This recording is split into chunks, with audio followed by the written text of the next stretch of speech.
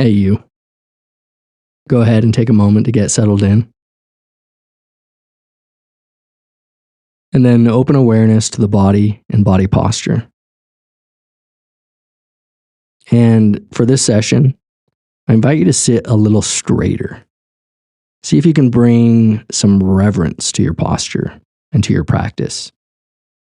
Because today we're going to explore a very critical aspect of experience, both in our meditation practice and in our daily lives. And that is the pleasant, unpleasant, and neutral feeling tones that accompany every object of mind, every sensation, sound, taste, smell, touch, thought, emotion, and perception. It's crucial we open awareness to these feeling tones because it's these pleasant, unpleasant, and neutral feeling tones that condition our reaction to the world. When we're unaware of them, they automatically move us through the world. When a pleasant feeling accompanies an object of mind, we tend to reach out and grasp the object. We hold on to it tightly. We refuse to let it go. And when it does eventually fade, as it inevitably will, we tend to chase after it. We desire it and seek it out. When, on the other hand, an unpleasant feeling arises, we tend to push it away. We resist it. We run and hide from it. Even when it's not here, we fear it will come back. It haunts us and ends up limiting our capacity to live and to move freely through the world. And finally, when a neutral feeling tone arises, we generally tend to ignore it. We let it move through the mind with little to no attention around it. We space out and become blind to some aspect of reality or experience. And so again, our life and our experience are limited. Put bluntly, when we're not mindful of our feelings, we have no freedom. We're a little more than an algorithm. So today we're going to learn how to cultivate more mindfulness around our feelings. We're going to learn to live with more freedom. Now, to do this, as a strong feeling arises, whether pleasant or unpleasant, remember, our goal isn't to change it. We don't push it away if it's unpleasant, and we don't hold on to it if it's pleasant. We simply drop into our heart center and open ourselves fully to the feeling. We hold it with an open hand and allow it to be with us as long as it will. We take a loving and caring interest in it. We investigate it as a matter of direct experience, as a phenomenon, without reacting to it or putting a story to it. We don't take the feelings and their associated objects of mind to be our own. My pain, my anger, my sadness. Rather, we see them as the impersonal, impermanent, and ever-changing energy patterns they are. Okay, well, with this in mind, go ahead and close your eyes if they're not already closed. And once again, open to the body and body posture. And now just allow the body to resolve into an ever-changing field of sensation.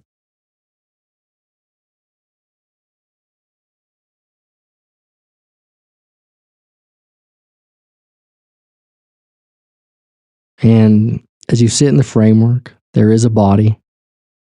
Whenever a particular sensation pulls at your attention, open to it, whether it's tingling, lightness, vibration, pressure, etc. And then note the feeling tone of that particular sensation. Is it pleasant, unpleasant, or neutral? And then see if you can become interested in the posture you're taking toward it. Are you leaning into or away from it? If so, see if you can relax into it and be with it without judging it or without reacting to it. Simply be the wide open space in which it is arising.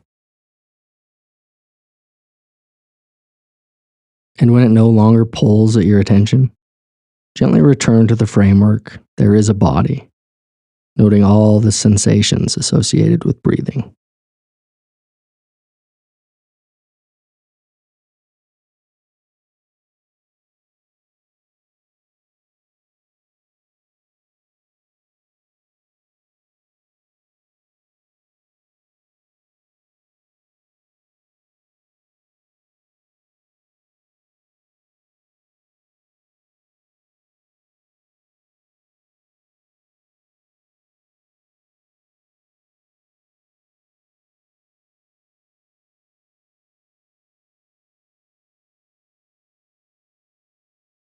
As you remain mindful of the body, mindful of the breath, notice too how different thoughts and emotions arise, and how each of these triggers different feeling tones in your mind. You might think of someone, and the thought triggers a wave of joy, say, or gratitude, or lust, or maybe it triggers anger, or jealousy, or disgust.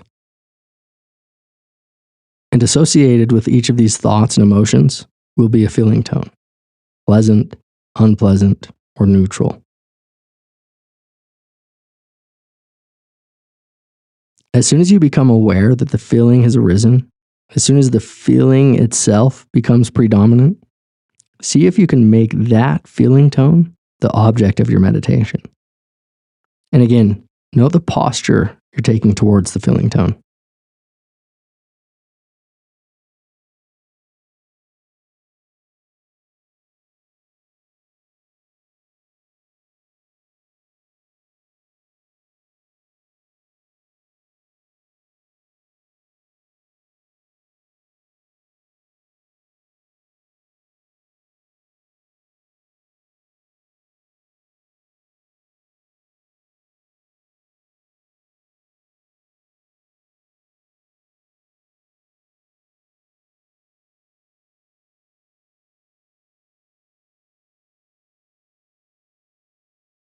By making this a formal practice, opening to the direct experience of the feeling without reacting to it, see for yourself, but I bet you'll find that you become better positioned to see how feelings shape your relationship with the world. You'll be more aware of how they're propelling your reactions and behaviors. You'll be able to see what stories or run of thoughts are connected with them, and whether these thoughts serve you or not. Sometimes feelings can be so strong, we feel we're drowning in them. Naturally, then, we can't be there for the ones we love. So again, it's crucial we learn to hold our feelings from a place of love, equanimity, and composure. Only then, once we've learned to be at ease with our feelings, not to be bothered by them, can we show up for others. Only then will we be able to sit with other people's feelings without exacerbating or amplifying the emotional contagion. So again, I invite you to learn how to accept and be with your feelings. I invite you to become an island of peace, strength, and stability for all those around you.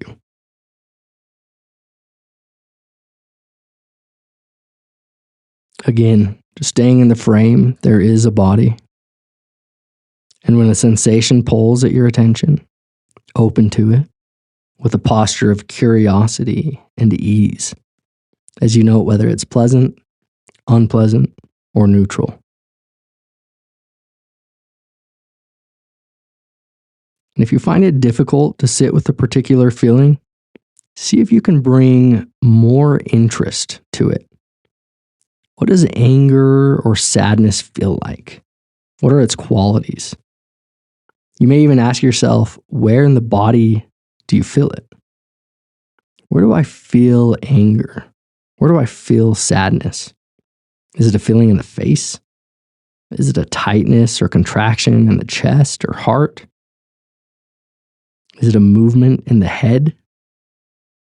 Is there a tension or a twisting in the stomach? Just become curious of the feeling as it's experienced directly. Again, not conceptually, but as a raw phenomenon. Try to notice it as a wave of energy.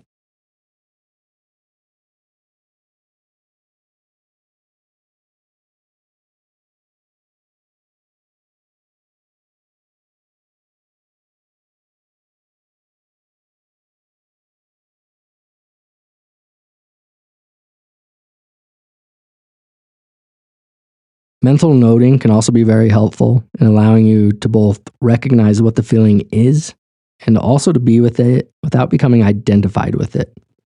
So, if doubt, say, or embarrassment should arise, just try making the soft mental note: doubt, unpleasant; embarrassment, unpleasant.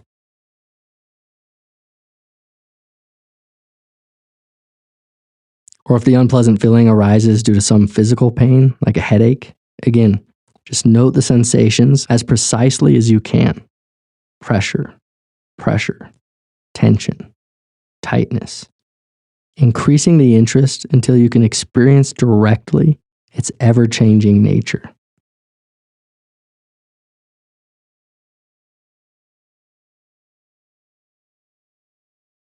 And if all else fails, you can also bring in some reason. Just consider every physical pain you've experienced, every feeling of shame or rejection, every unpleasant feeling you've ever had has come and gone all on its own. What's here now, what's here always, is an ever-changing field of energy, a constant flow of sensations, sounds, and feelings.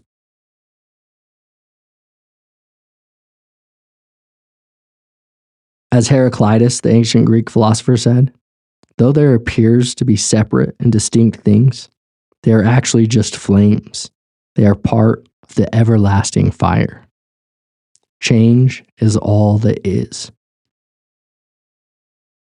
See if you can open and refine your awareness more and more to this truth of constant change, to this truth of impermanence.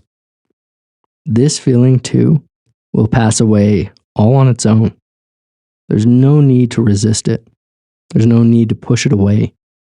You can simply hold it like a newborn baby with love, care, and compassion, with an eagerness to understand it. Sometimes feelings, especially emotional feelings, just need to be seen. They need to be felt, noticed, and acknowledged before they return to the everlasting fire. Okay, in the last minute of the session, just begin again. Pay close attention to whatever feelings arise without grasping at them or pushing them away. Simply note them as you feel them clearly. And when they no longer keep your attention, gently return to the body and to the breath.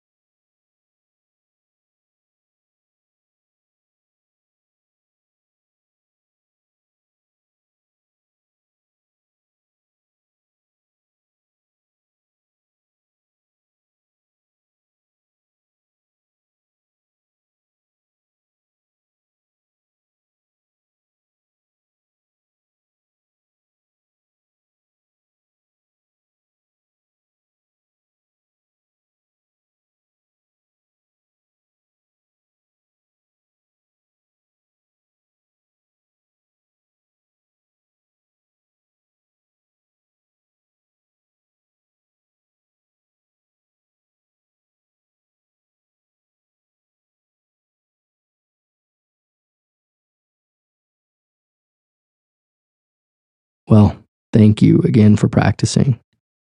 Before you go, I just want to highlight that pleasure and joy cannot exist without pain and sorrow. As the perennial poet Khalil Gibran says, your joy is your sorrow unmasked, and the self-same well from which your laughter rises was oftentimes filled with your tears. And how else can it be? The deeper that sorrow carves into your being, the more joy you can contain. Is not the cup that holds your wine the very cup that was burned in the potter's oven? And is not the lute that soothes your spirit the very wood that was hollowed with knives? When you are joyous, look deep into your heart, and you shall find it is only that which has given you sorrow that is giving you joy. When you are sorrowful, look again into your heart, and you shall see that in truth you are weeping for that which has been your delight. Until next time.